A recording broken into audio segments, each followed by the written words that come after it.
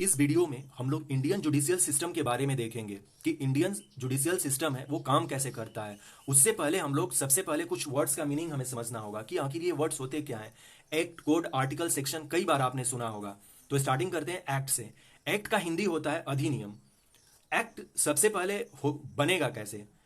Parliament में विधेयक यानी कि बिल लाया जाएगा, लोकसभा या राज्यसभा किसी में से। जब यहां पे पारित हो जाएगा तो प्रेसिडेंट के पास जाएगा। प्रेसिडेंट जब उस पर अपना एसेंट यानी कि सिग्नेचर कर देंगे तब वो एक्ट बन जाएगा, यानी कि वो कानून के फॉर्म में आ जाएगा। तो ये एक्ट हुआ।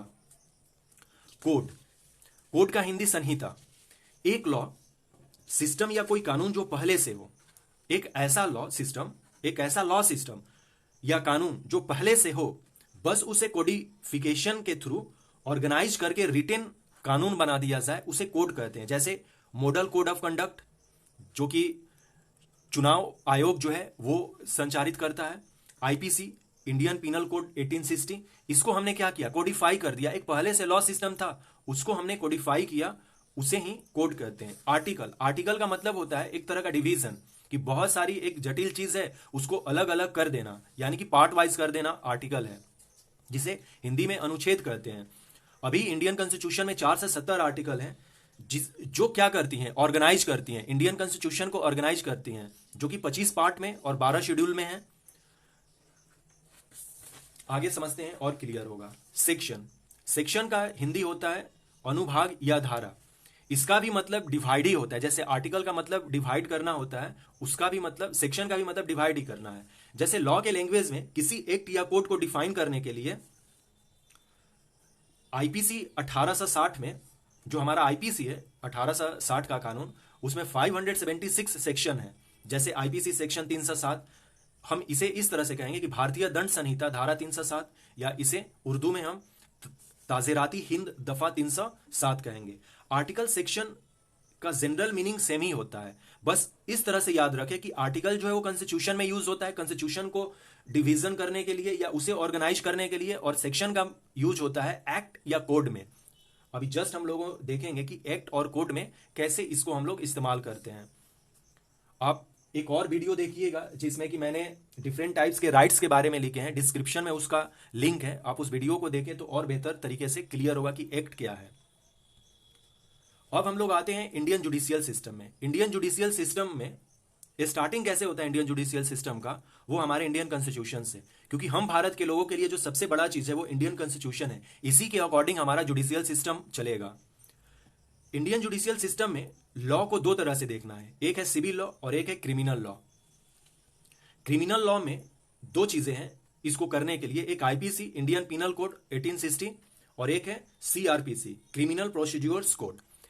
क्रिमिनल प्रोसीड्योर्स कोड का मतलब ही हुआ कि कोड का मतलब अभी जस्ट हम लोगों ने देखा कि किसी भी चीज को कोडिफाई करना। प्रोसीड्योर का मतलब हुआ कि जब कोई पुलिस किसी मुजरिम को गिरफ्तार करता है तो उसे मुजरिम साबित होने से पहले, पहले वो तो वो व्यक्ति को गिरफ्तार करता है, उसको मुजरिम साबित होने से पहले उसकी सजा कैसे होगी, उस पर मुकदमा कैसे चलेगा, बेल कैसे करना है, कोर्ट में कैसे ले जाना है, ट्रायल कैसे होगी, उसकी पेशी कैसे होगी, ये सारा प्रोसीड्योर्स लिखा हुआ है सीआरपीसी में। जैसे कि विमेन पुलिस ही गिरफ्तार कर सकती हैं, और ये गिरफ्तारी किसके अकॉर्डिंग होगा? आईपीसी के अकॉर्डिंग होगा, और उसका प्रोसीड्योर सीआरपीसी में लिखा गया हुआ है। अब देखते हैं सिविल लॉज। सिविल लॉज में वो सारे लॉज आएंगे जो आपराधिक मामले के ना हो, और क्रिमिनल लॉज में वही जो आपराधिक मामले के हो, जैसे चोरी करना, किसी का मर्डर कर देना, ये सारे क्रिमिनल्स लॉज में आएंगे। लेकिन जैसे marriage law, properties law, contract law, मुस्लिम law, Hindu law, Christian law, ये सारे जो लॉज हैं ये सिविल लॉज में आएंगे, क्योंकि ये आपराधिक मामले के नहीं है। इसको हैंडल करने के लिए सीपीसी है, civil procedure code. Civil procedure code वो सारे कोड हैं जो कि सिविल लॉ ब्रेक होने पर कार्रवाई कैसे करें, कैसे उसको गिरफ्तार करें, किसी पीपल को गिरफ्तार करना भी है तो ये सारी चीजें, बातें जो लिखी गई हैं वो सीपीसी में लिखी गई हैं, सिविल प्रोसीड्योर कोड में। यदि कोई सिविल प्रोसीड्योर को ब्रेक करता है तो उसको कंपनसेशन देना होता है, यानी कि नुकसान भरपाई, और यदि नहीं दे पा रहा है तो उसे जेल होगा।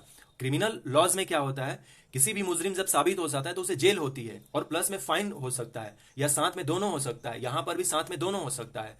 आप इस चीज का डिफरेंस समझे कि यहां पे कॉम्पनसेशन लिखा हुआ है और यहां पे फाइन लिखा हुआ है। दोनों का मतलब समझ के मेरे को थोड़ा सा कमेंट में बताएं तो आप क्या समझते हैं। मैं थोड़ा सा हिंट दे देता हूं। फाइन का मतलब ये हुआ जुर्माना, यानी कि आपने कोई जुर्म किया है उसका जुर्माना। लेकिन कंपनसेशन का मतलब ये नहीं होता है, कंपनसेशन का मतलब नुकसान भरपाई होता है। आप इसे कमेंट करके देखें कि आपने क्या समझा इन दोनों का डिफरेंस। अब हम लोग देखते हैं कॉमन लॉज। कॉमन लॉज वो लॉज हैं जो, इसे केस लॉ भी कहते हैं या जुडिशियल प्रेसिडेंट न्यायिक मिसाल भी कहते हैं या जजमेंट, किसी जज के द्वारा बनाया गया लॉज कॉमन लॉज कहलाते हैं। ये वो केसेस होते हैं जो किसी पुराने जजमेंट से निकाले जाते हैं। जैसे कि कभी सुप्रीम कोर्ट ने पहले कोई डिसीजन दे रखा हो किसी केस पर, तो लोअर कोर्ट्स उस डिसीजन को रिफरेंस लेते हुए अपना जजमेंट क्या कर सकते हैं, सुना सकते हैं। तो इस तरह के केसेज को या इस तरह के लॉज को कॉमन लॉज कहते हैं। तो कॉमन लॉज भी बनते हैं एस्टिट्यूटरी लॉज। एस्टिट्यूटरी लॉज का मतलब हुआ जिसे लेजिस्लेचर बनाते हैं एक्ट के फॉर्म में।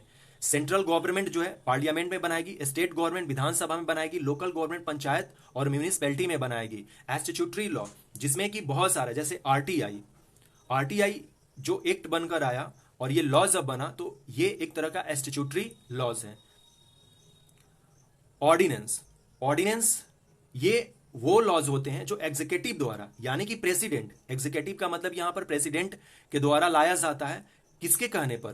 काउंसिल ऑफ मिनिस्टर के कहने पर प्रेसिडेंट के द्वारा लाया जाता है। इमरजेंसी केस में जब पार्लियामेंट सेशन में नहीं रहता है तब इस तरह के ऑर्डिनेंस लाए जाते हैं। और किसी भी ऑर्डिनेंस को मैक्सिमम 6 मंथ के अंदर में पार्लियामेंट में अप्रूवल कराएं, नहीं तो फिर वो ऑर्डिनेंस खत्म हो जाएगा। और जब यानी कि ऑर्डिनेंस का मैक्सिमम लाइफ कितना होता है? 6 महीने होते हैं। और यदि वो 6 महीने के बाद अप्रूवल हो जाता है पार्लियामेंट में तो वो एक्ट बन जाता है। यानी कि ऑर्डिनेंस एक्ट कब बनता है? 6 महीने बाद बनता है। और यदि वो ऑर्डिनेंस 6 महीने के अंदर पार्लियामेंट में अप्रूवल नहीं होता है तो वो ऑटोमेटिक्स खत्म हो जाता है। यदि जैसे कि अभी जस्ट हमारे पास फॉर्म जो लॉज आए थे, यानी कि ऑर्डिनेंस के फॉर्म में आए थे, वो एक्ट बन गए थे, लेकिन फिर उसको हम लोगों ने पार्लियामेंट में पास कराया तो वही ऑर्डिनेंस जो है एक्ट बन गए।